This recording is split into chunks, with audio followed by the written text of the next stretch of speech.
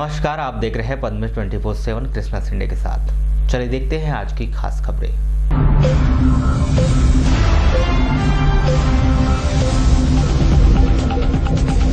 भ्रष्टाचार के मामले में कटंगी नगर परिषद के सीएमओ मदन तिवारी को 4 वर्ष की सजा। विशेष न्यायाधीश की अदालत ने सुनाया अहम फैसला।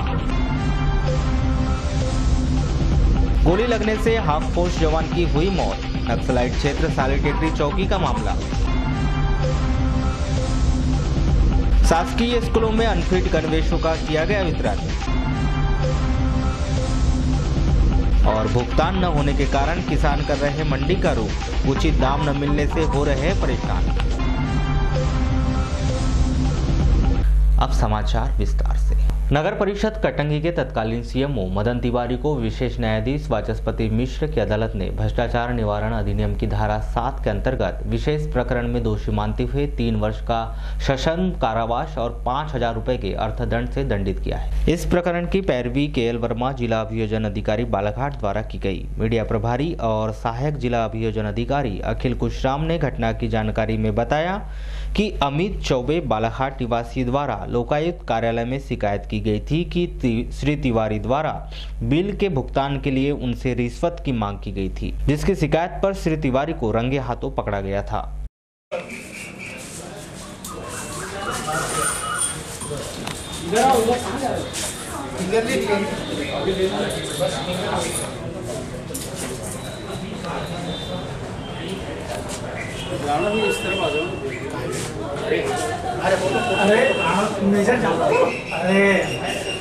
बताया आज लोकायुक्त के मामले में एक कटंगी सीएमओ को सजा पड़ी, कैसा क्या मामला था सर? ये कटंगी नगर पालिका से विद्युत उपकरण सप्लाई के लिए टेंडर जारी हुआ था, जिसमें अमित चौबे जो प्रार्थी है इसका, वो टेंडर भरा था और उसका टेंडर स्वीकार हुआ था, जिस पर उसने विद्युत सप्लाई किया था। विद्युत पार्ट जो भी उन्होंने मांगा था वो दिया था, जिसके बिल का भुगतान होना शेष था। और वो अपने बिलों के भुगतान हेतु सीएमओ मदन तिवारी से मुलाकात किया, तो उन्होंने उसके बिलों के भुगतान के एवज में 25% के हिसाब से रिश्वत की मांग कर रहे थे। उसने काफ़ी, अमित चौबे ने हाथ पैर जोड़ा कि साहब कुछ कम कर दीजिए, इतना नहीं हो सकता, किंतु वह माना नहीं और 25% के हिसाब से रिश्वत मांगा, जिसकी शिकायत प्रार्थी ने लोकायुक्त संगठन जबलपुर में पुलिस अधीक्षक महोदय से किया था, जिसके संबंध में पुलिस अधीक्षक महोदय ने एक ट्रेप दल आयोजित किया और दिनांक 27/10/13 को उसके मदन तिवारी के शासकीय निवास में ट्रेप कार्रवाई की गई, जिसमें आरोपी 10,000 रुपये रिश्वत लेते हुए रंगे हाथ पकड़ा गया था, जिसके संबंध में संपूर्ण विवेचना के बाद चालान न्यायालय में प्रस्तुत किया और अभियोजन की ओर से सभी गवाहों के परीक्षण कराए गए और फाइनल आर्गूमेंट के बाद माननीय विशेष न्यायाधीश श्री वाचस्पति मिश्र ने आज आरोपी को धारा 7 में 3 वर्ष सश्रम कारावास एवं 5,000 रुपये अर्थदंड तथा धारा 13(2)D में 4 वर्ष का सश्रम कारावास एवं 10,000 रुपये अर्थदंड से दंडित किया। सर, क्या अभी भी ये कहीं पदस्थ था कि नहीं? अभी संभवतः रिटायरमेंट हो चुका है। बैयर मुख्यालय से 5 किलोमीटर की दूरी पर स्थित ग्राम पिपरिया में गुरुवार की सुबह सीमेंट से भरा एक ट्रक नाले में पलट गया। हालांकि इस घटना में कोई घायल नहीं हुआ है। ट्रक में सवार ड्राइवर कंडक्टर दोनों को सुरक्षित बताया जा रहा है। प्राप्त जानकारी के अनुसार यह घटना सुबह 8:30 बजे की है। ट्रक बालाघाट से बैयर की ओर जा रहा था। उसी दौरान ब्रेक फेल हो जाने के कारण ट्रक नाले में पलट गया।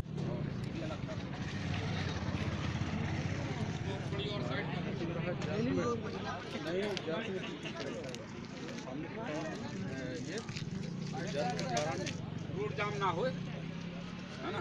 चलो बच गया है, गाड़ी घोड़ा तो बन जाएगी, जाम पर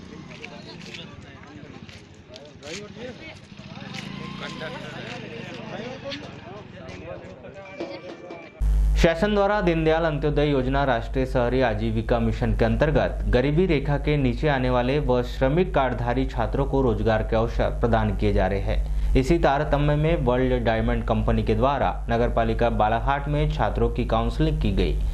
इस काउंसलिंग में आधा सैकड़ा से अधिक छात्र सम्मिलित हुए। इसके संबंध में नगर पालिका के अधिकारी चंद्र कुमार प्रजापति ने बताया कि यहां से चयनित छात्रों को कौशल प्रशिक्षण एवं प्लेसमेंट के माध्यम से रोजगार कार्यक्रम के अंतर्गत प्रशिक्षण दिया जाएगा तथा उसके बाद उन्हें रोजगार प्रदान किया जाएगा।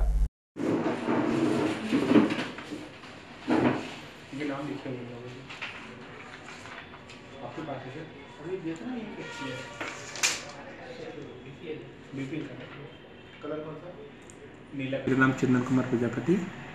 आज यहाँ पे नगर पालिका परिषद बालाघाट में राष्ट्रीय शहरी आजीविका मिशन के अंतर्गत कैप्टिव प्लेसमेंट के संबंध में जो वर्ल्ड डायमंड की कंपनी है ऑप्टिमस, उसके संबंध में काउंसलिंग रखी हुई है। काउंसलिंग में ऐसे बच्चे जो हमें नगर पालिका परिषद बालाघाट के शहर के अंतर्गत आते हैं, जो गरीबी रेखा के नीचे जीवन यापन करती है, जिनका श्रमिक कार्ड है, तो उनके लिए एक बहुत अच्छी रोजगार के संबंध में अपॉर्चुनिटी है, जिसमें नगर पालिका के सहयोग से राष्ट्रीय शहरी आजीविका मिशन और ऑप्टिमस के संबंध में जो एक एग्रीमेंट हुआ है राज्य शासन के माध्यम से, उसमें बच्चों को काउंसलिंग करके भोपाल हमें यहाँ से प्रेषित करने हैं।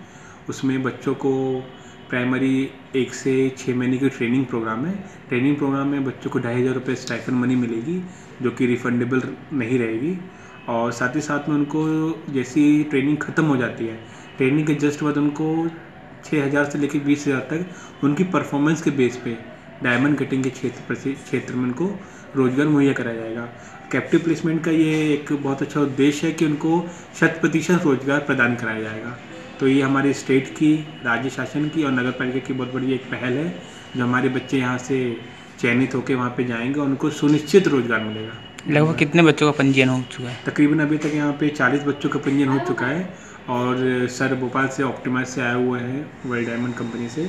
तो यहाँ पे उनकी काउंसलिंग करके 6 फरवरी को भोपाल में उनका इंटरव्यू रखा गया और जिनका वहाँ पर सिलेक्शन आएगा they will continue their job.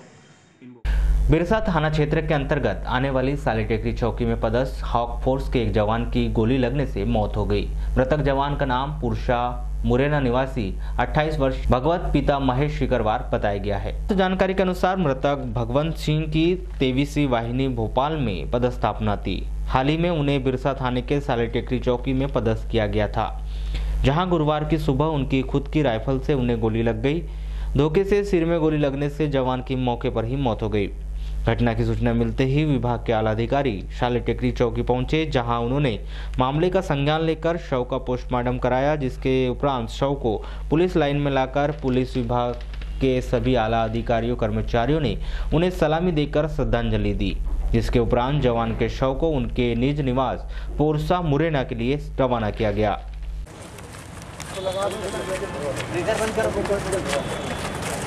बिल्कुल सेंटर में रखना ऋषि और आम दो मेरे तरफ रुक जा खींचे मत उठा के रख आने दे दोनों तरफ सीधे इधर बस रख दो। सलामी देगी सलामी सस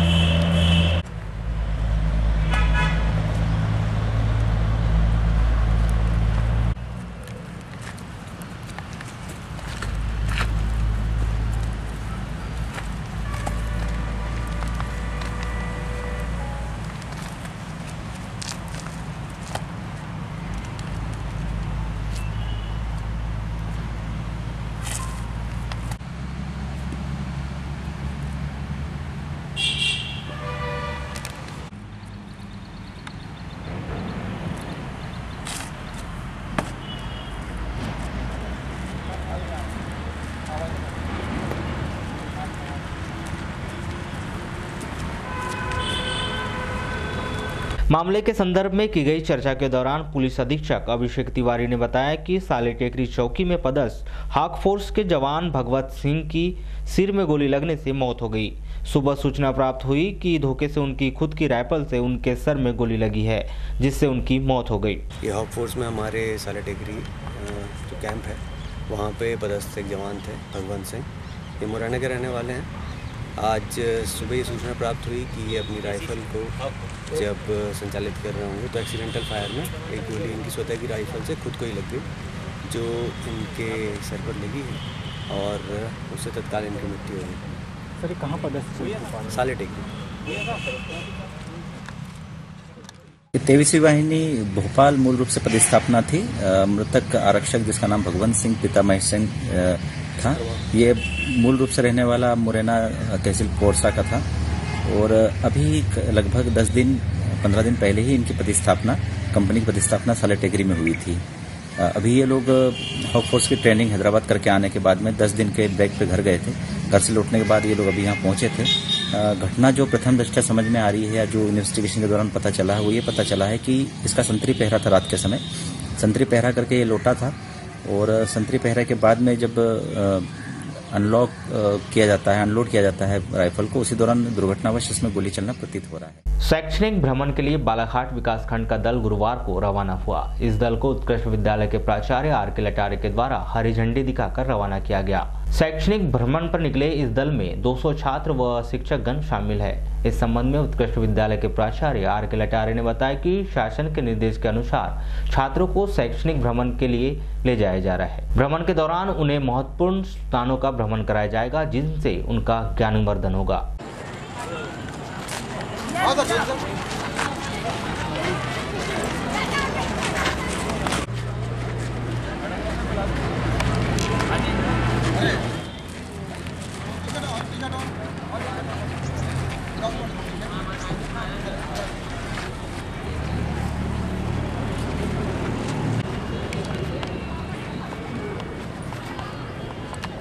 शैक्षणिक भ्रमण के अंतर्गत पूरे बालाघाट विकास खंड के 23 विद्यालयों के 200 बच्चों को और करीब 30-35 हमारे शिक्षक भी साथ में जा रहे हैं। ऐसे करीब 240 लोग शैक्षणिक भ्रमण पर निकल रहे हैं। यहाँ से हम सरदार पटेल यूनिवर्सिटी बच्चों को दिखाएंगे, ITI का भी भ्रमण करवाएंगे, कृषि केंद्र जो और कृषि महाविद्यालय मुरझड़ है उसका भी भ्रमण करवाया जाएगा और सरंडी में जो फेरो प्लांट है उसका भी भ्रमण करवाया जाएगा शैक्षणिक भ्रमण के अंतर्गत।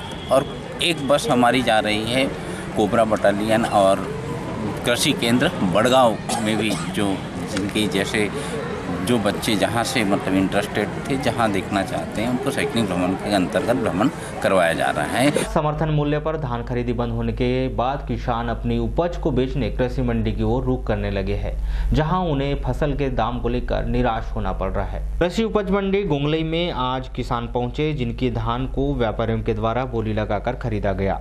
किसानों का कहना है कि उन्होंने अपनी धान को उपार्जन केंद्रों में बेचा था, जिसका भुगतान अभी तक नहीं हुआ है। वर्तमान में रबी फसल लगाने उन्हें पैसे की जरूरत है, इसलिए तत्काल की जरूरत को पूरा करने मजबूरीवश मंडी में धान बेचना पड़ रहा है, जहां उनकी धान को बहुत ही कम रेट पर लिया जा रहा है।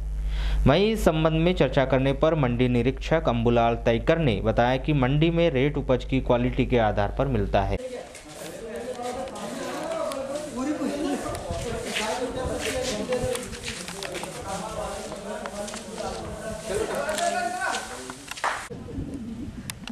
भाव के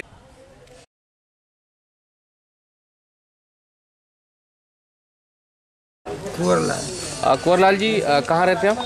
गोंगले। धान खरीदी केंद्र में तो बेचोगे आपने धान? बेचा हूँ तो फिर यहाँ पे क्यों लाए फिर आपने? अभी क्या है, पढ़ाई वगैरह चालू की है।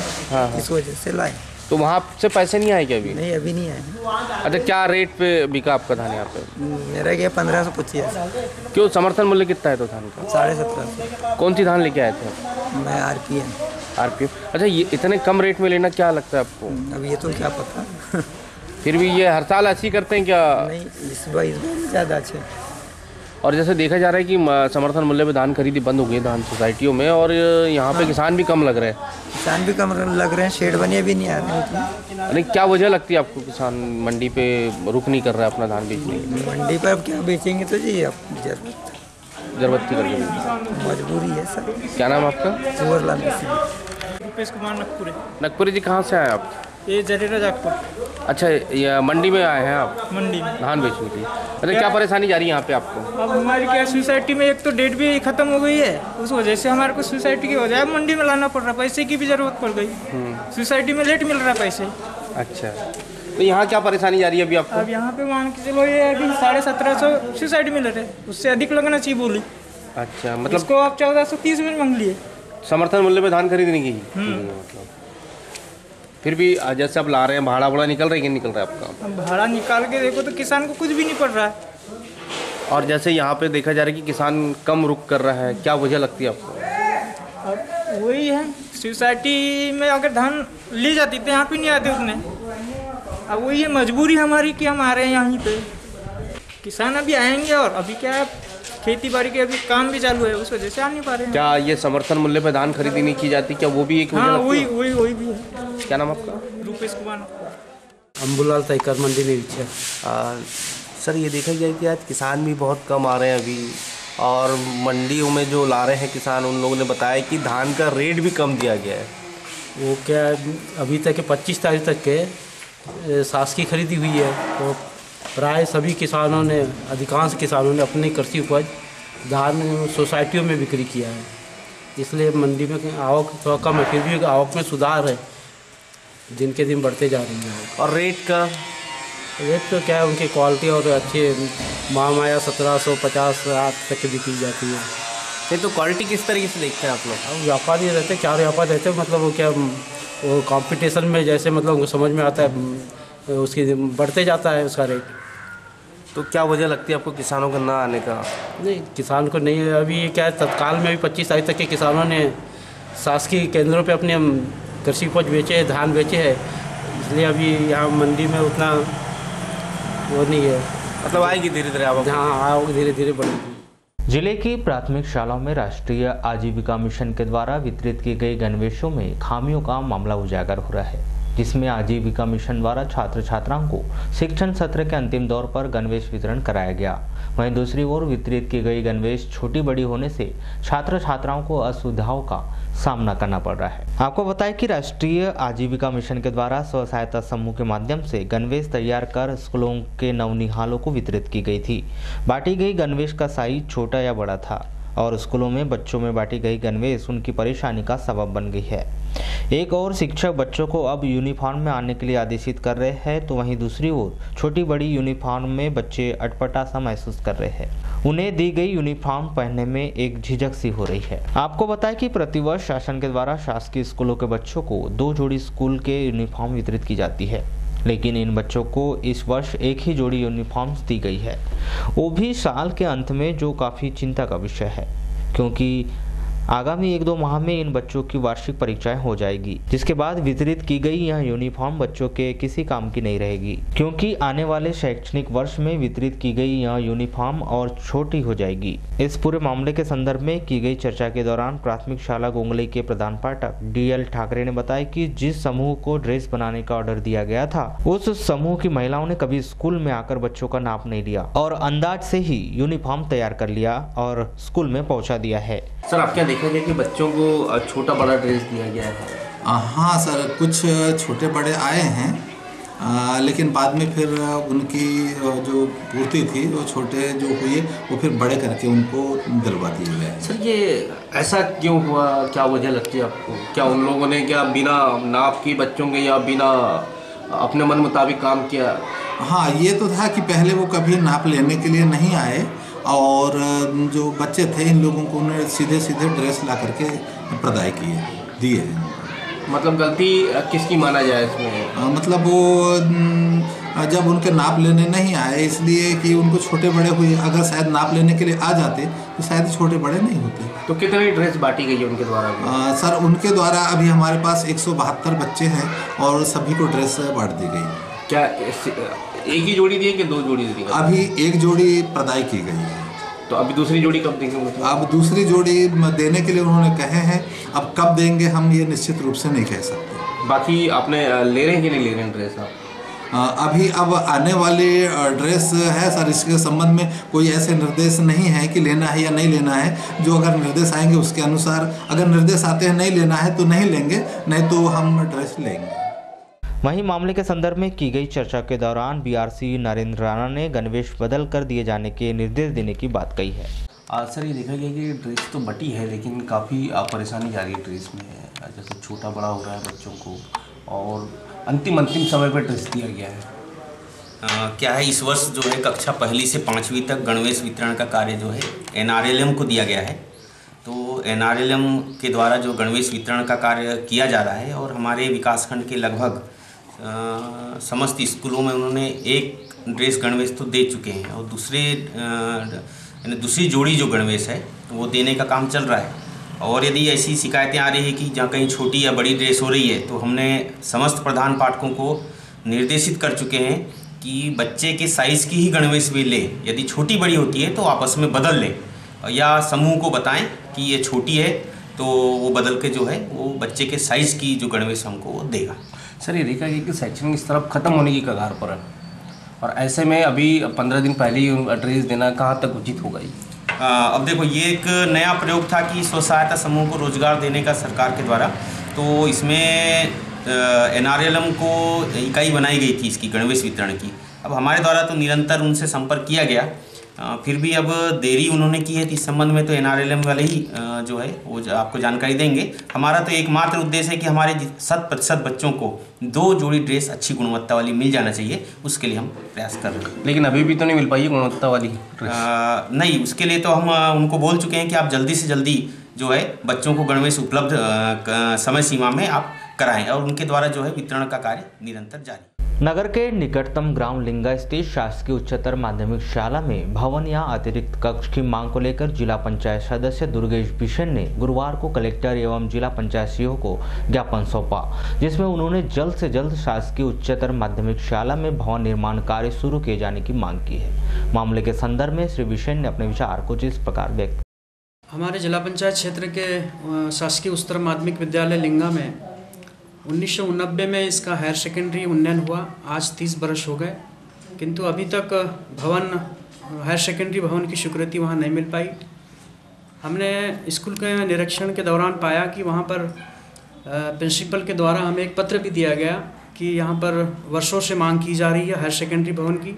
हायर सेकेंडरी भवन नहीं होने की वजह से उस क्षेत्र के छात्र एवं छात्राएँ जो विज्ञान संकाय लेना चाहते हैं, गणित लेना चाहते हैं, वाणिज्य विषय लेना चाहते हैं, वो बालाघाट पढ़ने के लिए आने के लिए मजबूर है। यदि वहाँ पर भवन की व्यवस्था हो जाती है तो विज्ञान संकाय, वाणिज्य संकाय, सारे संकाय वहाँ पे प्रारंभ हो जाएंगे, जिससे वहाँ के छात्र छात्राओं को बालाघाट आना नहीं पड़ेगा। हमने कलेक्टर महोदय, खासकर हमारे जिला पंचायत सीईओ से भी हम आज मांग कर रहे हैं कि वहाँ पर जल्द से जल्द यदि भवन निर्माण नहीं हो पाता है तो कम से कम अतिरिक्त कक्ष भी यदि बन जाए गौण खनिज की राशि से, तो गौण खनिज की राशि से यदि अतिरिक्त कक्ष का निर्माण हो जाता है तो काफ़ी हद तक समस्या हल हो सकती है। अभी कौन सी तक स्कूल है वहाँ पर? अभी वहाँ पे 9वीं से 12वीं तक कक्षाएं लग रही हैं, जिसमें 484 बच्चे वहाँ पे अध्ययनरत हैं। बाकी कितने गाँव के बच्चे आते होंगे? वहाँ पे लगभग 10 गाँव के बच्चे पढ़ने के लिए आते हैं।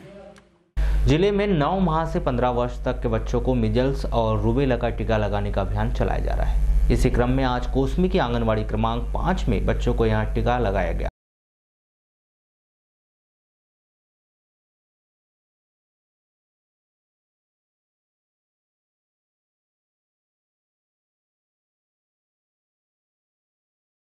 लोक निर्माण विभाग उप संभाग क्रमांक 2 लालबर्रा सेक्शन में स्थायी श्रमिक के रूप में कार्यरत पिपरिया छिंदलई निवासी राधे कावड़े की सेवानिवृत्ति पर लालबर्रा रेस्ट हाउस में शाल और श्रीफल भेंट कर भावभीनी विदाई दी गई। इस अवसर पर विभागीय अधिकारी और कर्मचारी मौजूद रहे।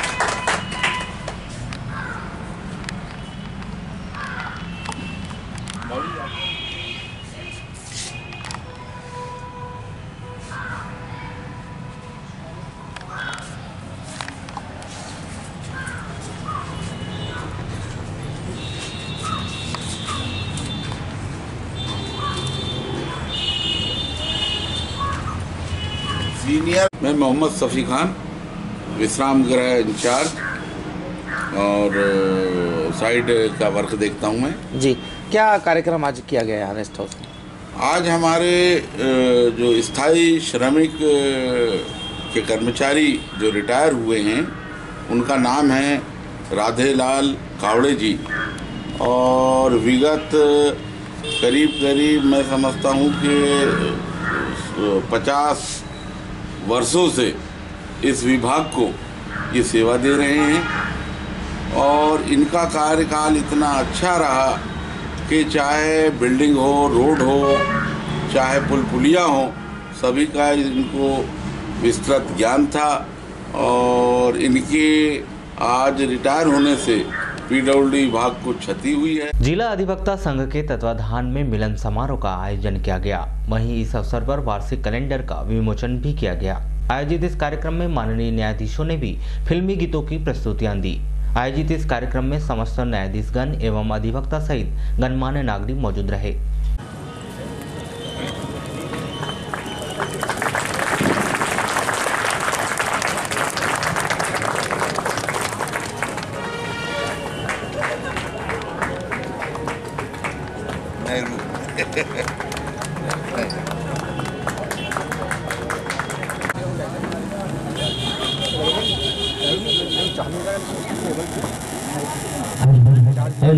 न्यू ईयर मिलन समारोह का भी उत्सव है। मुझे यहाँ आने में बड़ी खुशी हुई क्योंकि मैं पहले भी यहाँ रह चुका हूँ और सभी हमारे परिवार के सदस्य जैसे ही हैं। तो यहाँ आके मुझे कभी लगा ही नहीं कि मैं कहीं और जा रहा हूँ, बल्कि ऐसा लगा कि अपने घर में ही आ रहा है। पहले भी मैं यहाँ रहा था तो बड़ा स्नेह मिला और हमने भी इन लोगों के साथ खूब काम किया, इन लोगों से खूब काम करवाया भी, और अभी आगे फिर भी उसी तरह आ गया हूँ। तो आप लोग का स्नेह ऐसा है कि जब आपने इनवाइट किया तो बड़ा खुशी हुई कि चलो आज चल के आप लोगों से मिलते हैं। और सभी न्यायाधीशगण की ओर से बहुत बहुत आप लोग को बधाई देते हैं कि आपने ऐसा उत्सव आयोजन किया और वर्ष 2019 सभी के लिए मंगलमय हो, ऐसा कामना करता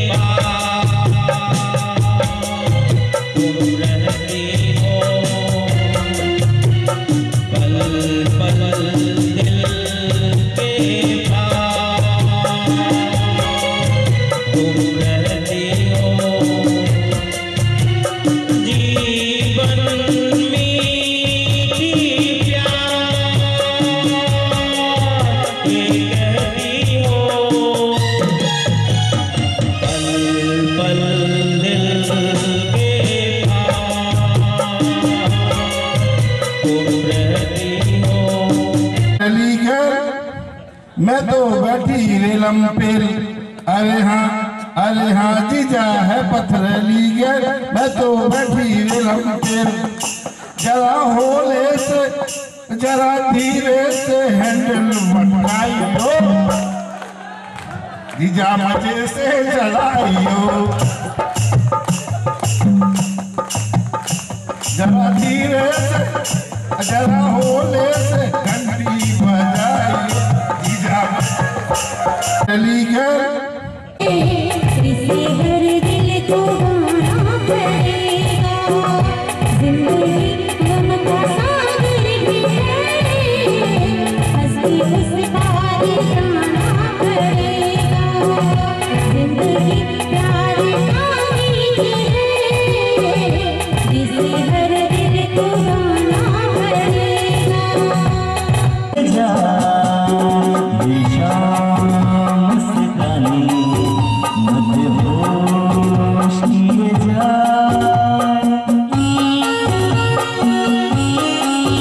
जिला देवस्थान बालाघाट के द्वारा नए वर्ष के मिलन समारोह और वर्ष 2019 के कैलेंडर का विमोचन का कार्यक्रम जिला देवस्थान बालाघाट के प्रांगण में रखा गया है, जिसमें सभी न्यायाधीशगण और सभी अधिवक्तागण उपस्थित है। लालबर्रा क्षेत्र के अंतर्गत आने वाले ग्राम मोहगांव बोरी के नील गगन स्टेडियम में युवा फौजी क्रिकेट क्लब के तत्वाधान में 21 जनवरी से जारी टेनिस बॉल क्रिकेट प्रतियोगिता का 31 जनवरी को समापन किया गया। आखिरी दिन फाइनल मैच बालाघाट 11 और मोहगांव जगीरा 11 टीम के बीच खेला गया, जिसमें बालाघाट 11 की टीम ने विजेता और उप विजेता टीम को अतिथियों के हाथों शील्ड, प्रशस्ति पत्र के साथ पुरस्कार दिए गए। हल्के हाथों से कलाइयों के सारे खेला हुआ चतुर बल्लेबाजों में इसी मैदान के क्षेत्र में मार दिया, बॉल जाती है इसी मारे से बाहर लेकिन शानदार फिनिश और इसी के साथ 4 रन।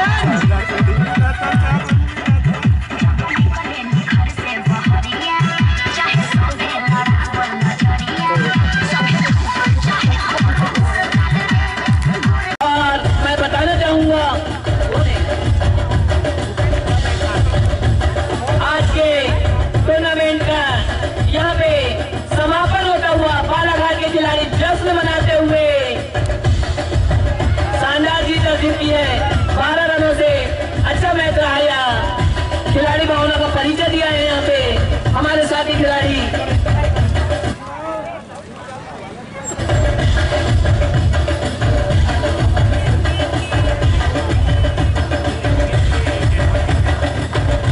और यहाँ पे कुछ ही देर पश्चात इनाम वितरण का समारोह होगा। आप तमाम दर्शकों से मेरा निवेदन है कि जिस तरीके से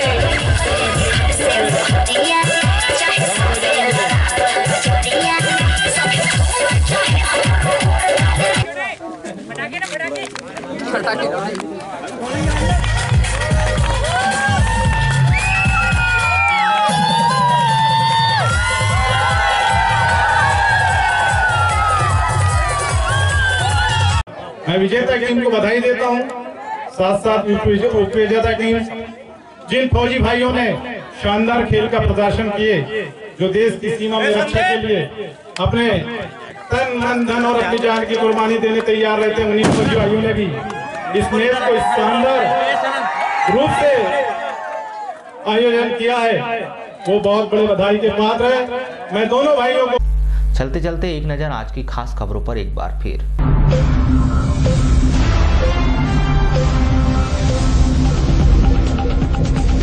भ्रष्टाचार के मामले में कटंगी नगर परिषद के सीएमओ मदन तिवारी को 4 वर्ष की सजा। विशेष न्यायाधीश की अदालत ने सुनाया अहम फैसला।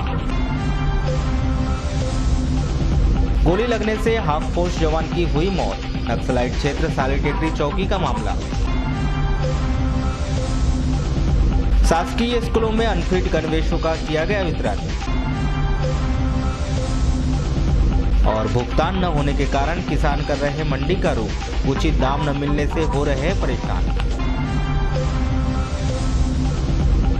तो पद्मेश 24/7 में बस इतना ही। बने रहिए हमारे साथ, तब तक लिए दीजिए इजाजत। नमस्कार।